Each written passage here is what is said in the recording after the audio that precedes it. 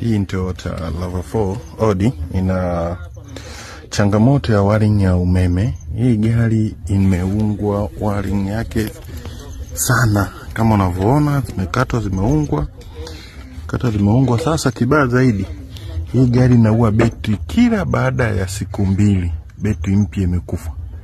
Kila baada ya siku 2 betri mpya imekufa. Nyingine ile kule, nyingine hii hapa, hii ni mpya. Sasa baada ya kuja kugundua, fundi alikuja akakata hizi waya zikashikanishwa. Kwa hiyo kuna moto direct, kuna moto stioni, akachukua waya direct akaunga moja kwa moja.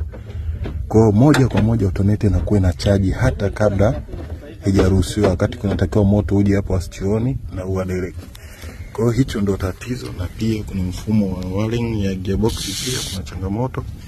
Kwa hapa tunapita nayo vizuri, tunarudisha kwenye mfumo wake kama ilivyokuwa. Huko tumemfuata mteja wetu Makabe huko. Karibuni.